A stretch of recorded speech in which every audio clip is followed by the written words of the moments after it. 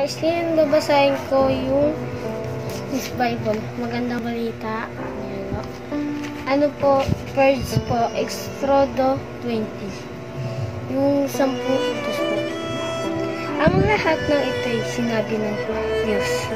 Ako si Yahweh, ang iyong Diyos, na naglabas sa iyo sa Ehipto at nagpalaya sa iyo mula sa pagkaalipin. Huwag kang sasamba sa ibang Diyos maliban sa akin. Huwag kang gagawa ng imaheng anumang nilalang na nasa langit, nasa lupa o nasa tubig upang sambahin. Huwag mo silang yuyukuran ni sasambahin, sapagkat ako si Yahweh, ang iyong Diyos, at malimbuhuin Diyos. Ang kasalanan ng mga magulang ay sinisingil ko sa kanilang mga anak hanggang sa ikatlo at ikaapat na kasaling lahi.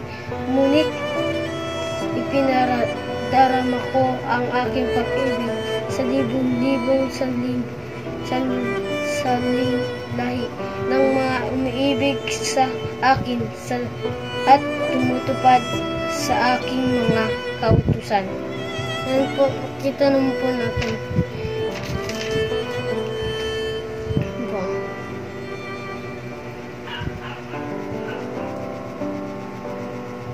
Huwag mong gagamitin sa walang kabuluhan ang pangalan ni Yahweh na iyong Diyos. Tiyak na paparusahan ko ang sinumang gumamit nito nang walang kabuluhan.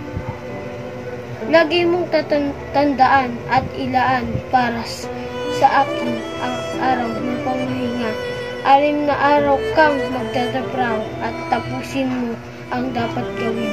Subalit ang ika-7 araw ay para kay Yahweh na iyong Diyos. Ito ay araw ng panghihinga. Sa araw na ito, huwag kang magtatrabaho. Ang sinuman na kayo ay inyong mga anak, ang alipin, lalaki o babae, ang iyong mga alagang hayop, ni ang mga dayuhan nakipamahiyan sa inyo. 6 na araw kong nilikha ang langit at lupa, ang mga dagat at ang lahat ng nasa mga ito.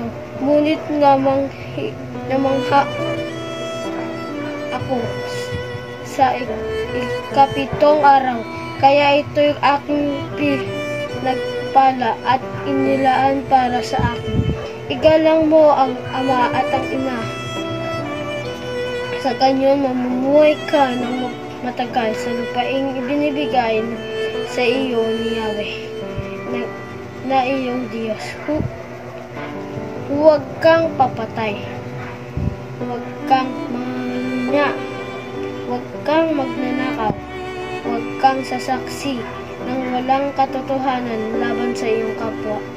Huwag mong pagnasaan ang angkinin ang sambahayan ng iyong kapwa, ang kanyang asawa, mga alilang lalaki o babae, mga baka, asno o ang anumang pag-aari. Thank you po guys.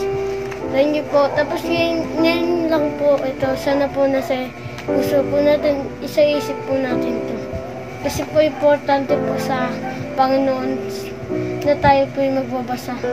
Salamat po. Thank you for watching. Bye.